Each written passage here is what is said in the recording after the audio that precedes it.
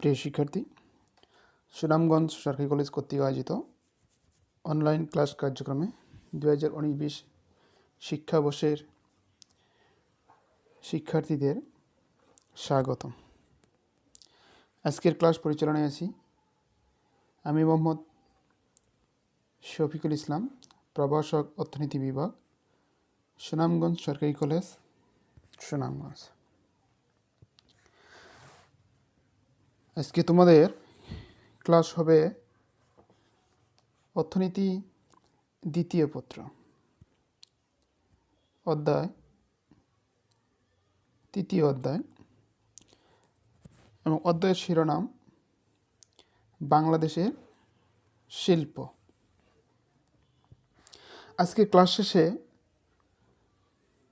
তোমরা যে বিষয়গুলো শিখতে কিংবা জানতে পারবে তা হলো অতি ক্ষুদ্র শিল্প কি তা বলতে পারবে, ক্ষুদ্র শিল্পের বৈশিষ্ট্যসমূহ কি তা জানতে পারবে, ক্ষুদ্র শিল্প সম্পর্কে তোমরা ধারণা লাভ করতে পারবে। প্রথমে আমরা আসি যে অতি ক্ষুদ্র শিল্প কি। অতি ক্ষুদ্র শিল্প হলো কি, যে অতি ক্ষুদ্র শিল্প বলতে সেই সব শিল্প প্রতিষ্ঠানকে বোঝা যেসব প্রতিষ্ঠানে জমি এবং কারখানা, ভবন ব্যতি রেখে প্রতিস্থাপন ব্যয় সহ স্থায়ী সম্পদের মূল্য 5 লক্ষ টাকা থেকে 50 লক্ষ টাকা, কিংবা যেসব শিল্প প্রতিষ্ঠানে 10 থেকে 24 জন বা তার চেয়ে কম সংখ্যক শ্রমিক কাজ করে, সেসব শিল্পকে বলা হবে অতি ক্ষুদ্র শিল্প।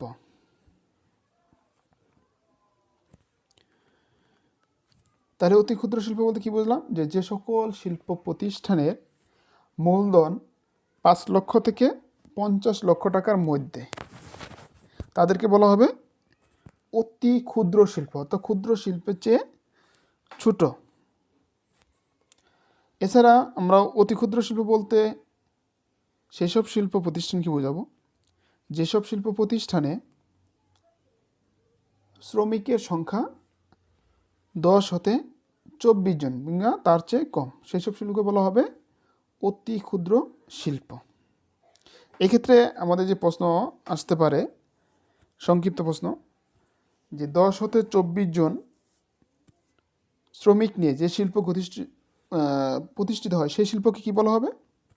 অতি ক্ষুদ্র শিল্প। কিংবা যেসব শিল্পের মূলধন 5 লক্ষ হতে 50 লক্ষ টাকার মধ্যে বা 50 লক্ষ টাকার চেয়ে কম এবং 5 লক্ষ টাকার চেয়ে বেশি, সেসব শিল্পকে কী বলা হবে?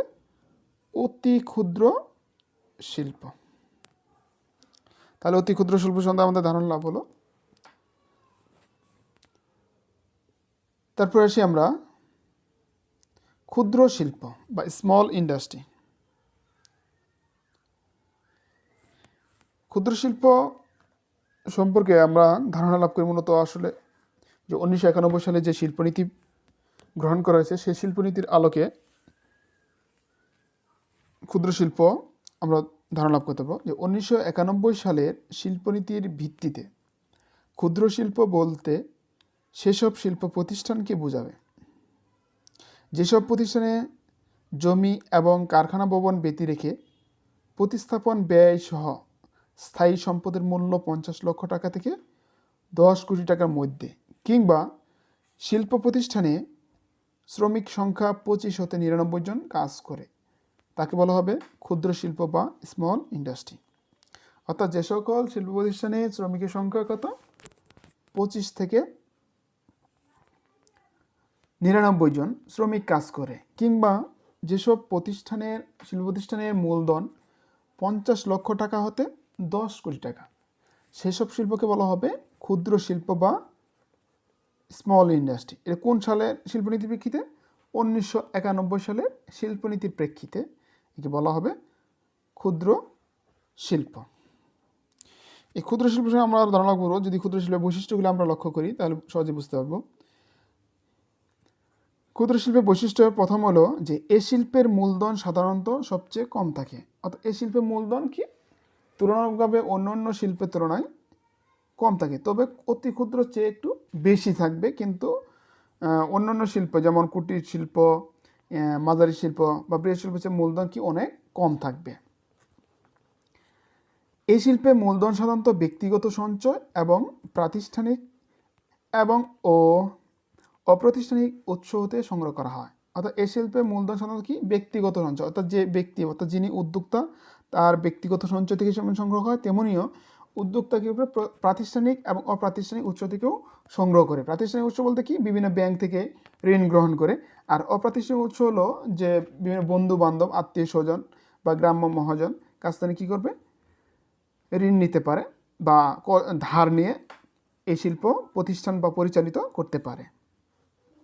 3 নম্বর বৈশিষ্ট্য হলো যে শ্রমিক সাধারণত পরিবার থেকে এবং কারিগরি ও প্রাতিষ্ঠানিক শিক্ষা সম্পন্ন শ্রমিক পরিবারের বাইরে থেকে সংগ্রহ করা হয়। অর্থাৎ ক্ষুদ্র শিল্পের যে শ্রমিক থাকে সেই শ্রমিকগুলো প্রধানত পারিবারিক সদস্য, অর্থাৎ পরিবারের সদস্যবর্গই এই শিল্পের শ্রমিক হিসেবে কাজ করে। অর্থাৎ যিনি উদ্যোক্তা বা উদ্যোক্তার পরিবারের সদস্যসমূহ এই শিল্পে শ্রমিক হিসেবে কাজ করে। তবে কারিগরি যে শ্রমিকগুলো সেগুলো কি অন্যান্য উৎস বা পরিবারের বাইরে থেকে সংগ্রহ করা হয়। 4 নম্বর বৈশিষ্ট্য হলো শ্রমিকদের সাধারণত কারিগরি ও প্রাতিষ্ঠানিক শিক্ষা থাকে। কোন শ্রমিকদের? যেগুলো শ্রমিকগুলো আমরা বাইরে থেকে সংগ্রহ করি সেই শ্রমিকগুলো কি সাধারণত কারিগরি বা প্রাতিষ্ঠানিক শিক্ষা থাকে। এই শিল্পে মালিকানা পরিবারের মধ্যে সীমাবদ্ধ থাকে না। অর্থাৎ এই শিল্প যখন আস্তে আস্তে বড় হয় তখন অর্থাৎ যখন মূলধনের আরও সংগ্রহ করার প্রয়োজন হয় কিংবা শিল্পের একটু আকার বা প্রবৃদ্ধি বৃদ্ধি ঘটলে এই মালিকানা অনুসরণ পরিবারের মধ্যে না থেকে তা কি বিস্তৃতি ঘটতে পারে। 6 নম্বর হলো যে কুটির শিল্প থেকে এই শিল্পের উৎপাদন একটু বেশি থাকে। অর্থাৎ কুটির শিল্পের তুলনায় এই শিল্পের উৎপাদন একটু বেশি, কেননা যে এই শিল্পে যে শ্রমিকরা কাজ করে এই শ্রমিকগুলো কি সাধারণত পরিবারের সদস্যবর্গ, আর পরিবারের সদস্যবর্গ হওয়ার কারণে এই শিল্পের উৎপাদন তুলনামূলকভাবে অন্যান্য শিল্প থেকে একটু বেশি হয়ে থাকবে। 7 নম্বর হলো যে কুটির শিল্প থেকে এই শিল্পে আয় একটু বেশি পরিমাণ থাকে। যেহেতু উৎপাদন কুটির শিল্পের চেয়ে বেশি, তাই বলতে পারি যে এই শিল্পের কুটির শিল্পের চেয়ে আয় একটু বেশি হবে বা বেশি থাকে। 8 নম্বর বৈশিষ্ট্য হলো এই শিল্পের মালিক একজন বা অংশীদার ভিত্তিতে একাধিক হতে পারে। অর্থাৎ যখন শিল্পের যিনি উদ্যোক্তা তিনি যদি একাই থাকেন তাহলে মালিক একজন, আবার যদি এই শিল্পের প্রসার ঘটে তাহলে কী হবে, মালিক বা অংশীদারের ভিত্তিতেও হতে পারে, সেক্ষেত্রে মালিক কি একাধিক হবে। 9 নম্বর বৈশিষ্ট্য হলো যে কুটির শিল্প থেকে এই শিল্পে উন্নত যন্ত্রপাতি কিছু বেশি ব্যবহৃত হয়। কুটির শিল্প থেকে এই শিল্পে উন্নত যন্ত্রপাতি কিছু বেশি ব্যবহৃত হয়। আচ্ছা, 10 নম্বর হলো এই শিল্পে প্রচুর কর্মসংস্থান হয়। আচ্ছা, যেহেতু এই শিল্পে কী হতেছে পরিবারের সদস্যবর্গ ছাড়া এছাড়াও বাইরে থেকে শ্রমিক সংগ্রহ করা হয়, কাজে এখানে কি শিল্পে প্রচুর কর্মসংস্থানের সুযোগ সৃষ্টি হয়।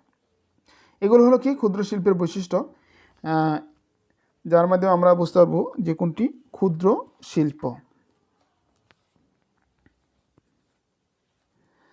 তারপর আসি আমরা যে অতি ক্ষুদ্র ও ক্ষুদ্র শিল্পের গুরুত্ব। যে অতি ক্ষুদ্র এবং ক্ষুদ্র শিল্পের গুরুত্ব, যে ক্ষুদ্র শিল্প এবং অতি ক্ষুদ্র শিল্প যে আছে এগুলো আসলে আমাদের বাংলাদেশের প্রেক্ষিতে কেমন গুরুত্ব। আমরা প্রধানত জানি বাংলাদেশ একটি কৃষি প্রধান দেশ। প্রায় 75% অর্থাৎ 75% প্রত্যক্ষ ও পরোক্ষভাবে কৃষির উপর নির্ভরশীল। এই কৃষি প্রায় মৌসুমি বায়ু দ্বারা প্রভাবিত হয়। অর্থাৎ আমাদের যে কৃষি আছে কৃষি কি মৌসুমি বায়ু দ্বারা প্রভাবিত হয়। ফলে মৌসুমের বাইরে কৃষকরা কি বেকার, অর্থাৎ যেহেতু আমাদের কৃষি মৌসুমি বায়ু দ্বারা প্রভাবিত হয়, কাজে মৌসুমের বাইরে কৃষকরা কী করবে, বেকার হয়ে পড়ে। এই বেকার সময়ে কৃষকরা কী করবে, এই ক্ষুদ্র শিল্প ও অতি ক্ষুদ্র শিল্পে কী করবে, সুযোগ পায়, অর্থাৎ কাজের সুযোগ পায়। ফলে অনেক লোকে কর্মসংস্থান হয়। এছাড়া এই শিল্পে এমন পরিবেশ গড়ে ওঠে যেখানে মহিলারা ঘরে বসে কাজ করতে পারে। তাই আমরা নিম্নোক্ত গুরুত্বগুলো আমরা দেখতে পারি যে অতি ক্ষুদ্র ও ক্ষুদ্র শিল্পের গুরুত্ব। যে প্রথম হলো মৌসুমি বেকারত্বের অবসান। সাধারণত আমরা জানি বাংলাদেশ একটি কৃষি প্রধান দেশ এবং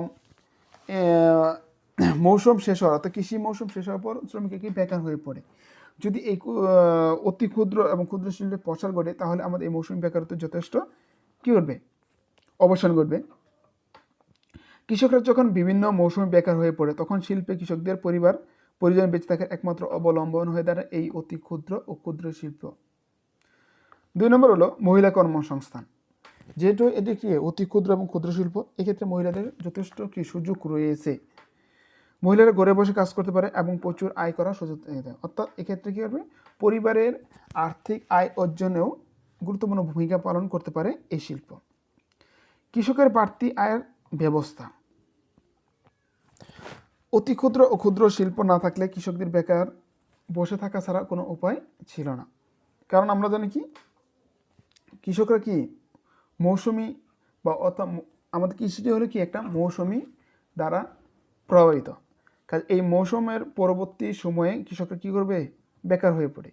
এক্ষেত্রে এই অতি ক্ষুদ্র এবং ক্ষুদ্র শিল্প থাকার কারণে তাদেরকে বাড়তি আয়ের ব্যবস্থা সুযোগ সৃষ্টি হয়েছে। তারপর হলো দেশীয় সম্পদের সুষ্ঠু ব্যবহার। কৃষিতে উৎপাদিত বা দেশের তৈরি উপকরণ সাহায্যে এই শিল্পে উৎপাদন প্রক্রিয়া চালানো হয়, ফলে দেশীয় সম্পদের সুষ্ঠু ব্যবহার সম্ভব হয়। অর্থাৎ আমরা জানি অতি ক্ষুদ্র এবং ক্ষুদ্র শিল্পর যে কাঁচামাল তা প্রধানত আমরা কৃষি থেকে কি যোগান পেয়ে থাকি। তাই অতি ক্ষুদ্র এবং ক্ষুদ্র শিল্পের প্রসারের ফলে আমাদের দেশীয় সম্পদের সুষ্ঠু ব্যবহার সম্পন্ন হচ্ছে। যদি এ ধরনের শিল্পে প্রসার না ঘটতো তাহলে কী হবো, আমাদের দেশীয় সম্পদের অবচয় হতো বা অব্যবহৃত থেকে যেত। তারপরে বৃহদায়তন শিল্পের উপজাত ব্যবহার। ক্ষুদ্র ও অতি ক্ষুদ্র শিল্পের ক্ষুদ্র ও অতি ক্ষুদ্র শিল্পে বৃহদায়তন শিল্প উপজাত এই শিল্পে কাঁচামাল হিসেবে ব্যবহার করা। মেন কথা হলো যে বৃহৎ শিল্প বা মাঝারি শিল্পে যেগুলো উপজাত তৈরি হয়, অর্থাৎ পণ্য উৎপাদন করতে গিয়ে যে উপজাত তৈরি হয় সেই উপজাতগুলো আবার অতি ক্ষুদ্র এবং ক্ষুদ্র শিল্পে কাঁচামাল হিসেবে ব্যবহার হয়। যাতে বৃহদায়তন শিল্পের উপজাত হিসেবে ব্যবহার হয় অতি ক্ষুদ্র ও ক্ষুদ্র শিল্পের ভূমিকা। তারপর হলো কি বৈদেশিক মুদ্রা অর্জন। বাংলাদেশে অতি ক্ষুদ্র ও ক্ষুদ্র শিল্পে যে সকল দ্রব্য উৎপাদিত হয় তা বিদেশের বাজারে ব্যাপক চাহিদা রয়েছে, ফলে এই পণ্য বিদেশে রপ্তানি করে আমরা কি প্রচুর বৈদেশিক মুদ্রা অর্জন করতে পারি। আচ্ছা, এক্ষেত্রে বৈদেশিক মুদ্রা অর্জনে গুরুত্বপূর্ণ ভূমিকা পালন করে আমাদের এ ধরনের শিল্প। কারণ এ ধরনের শিল্প যে পণ্য উৎপাদিত হয় তা অত্যন্ত কি শৌখিন এবং রুচিশীল বা রুচি মাফিক পণ্য উৎপাদন করা হয়। কাজে এগুলো কি আমরা বিদেশে রপ্তানি করে খুব সহজে কী করে বৈদেশিক মুদ্রা অর্জন করি। আর একই সাথে আমাদের এ ধরনের শিল্পের প্রসার না ঘটলে বিদেশ থেকে এ ধরনের বিভিন্ন পণ্য আমরা আমদানি করতাম, ফলে কী হতো আমাদের বৈদেশিক মুদ্রা হ্রাস পেত। এক্ষেত্রে আমাদের বৈদেশিক মুদ্রা সাশ্রয় করছে। কাজে বৈদেশিক মুদ্রা অর্জনে এই শিল্প কি গুরুত্বপূর্ণ ভূমিকা পালন করে। 7 নম্বর হলো যে জীবনযাত্রা মানের উন্নতি। আমরা প্রথমে দেখছি যে আমাদের মহিলাদের কর্মসংস্থান সুযোগ দিয়েছে, তারপরে কৃষকদের বেকারত্বের অবসান করছে। কাজে যখন একটি পরিবারে পুরুষ এবং মহিলা উভয়ের কর্মসংস্থান সুযোগ সৃষ্টি হবে তখন ওই পরিবারের আয়ের বৃদ্ধি ঘটবে এবং এর ফলে কি তাদের জীবনযাত্রার মান যথেষ্ট উন্নতি ঘটবে। এই শিল্পের মাধ্যমে গ্রামের কৃষক ও মেহনতি মানুষ কিছুটা হলেও আয় করতে পারে, ফলে তাদের জীবনযাত্রার মান কি উন্নতি ঘটছে। তারপরে কি যে সুষম উন্নয়ন। বেশিরভাগ মাঝারি ও ভারী শিল্প শহরে প্রতিষ্ঠিত, তাই শহরের লোকজন আয় বেশি। অপরদিকে অতি ক্ষুদ্র এবং ক্ষুদ্র শিল্পের প্রসার ঘটে কি মফস্বল অঞ্চলে বা গ্রাম অঞ্চলে, ফলে গ্রাম এবং শহরের মধ্যে একটি উন্নয়নের ভারসাম্য ঘটছে এই শিল্পের প্রসারের মাধ্যমে, এবং এর মাধ্যমে গ্রামের জীবনযাত্রার মান উন্নতি করছে, গ্রামের অবকাঠামোর উন্নয়ন করছে, ফলে শহর এবং গ্রামের মধ্যে যে বৈষম্য সেই বৈষম্য নিরসনেও গুরুত্বপূর্ণ ভূমিকা পালন করছে এই অতি ক্ষুদ্র এবং ক্ষুদ্র শিল্পগুলো। তারপর হলো কি জাতীয় ঐতিহ্য সংরক্ষণ। ক্ষুদ্র শিল্প এবং অতি ক্ষুদ্র শিল্পের মাধ্যমে যে সকল দ্রব্য ও সেবা তৈরি হয় সেগুলোতে কি দেশীয় সংস্কৃতি ঐতিহ্য বিদ্যমান। অর্থাৎ এই ধরনের শিল্পে যে ধরনের পণ্য উৎপাদন করা হয় এই পণ্যগুলো কি আমাদের দেশীয় সংস্কৃতির সাথে সম্পৃক্ত, অর্থাৎ দেশের সংস্কৃতিতে আমাদের একটি গুরুত্বপূর্ণ ভূমিকা পালন করে, এবং এই ধরনের জাতীয় ঐতিহ্য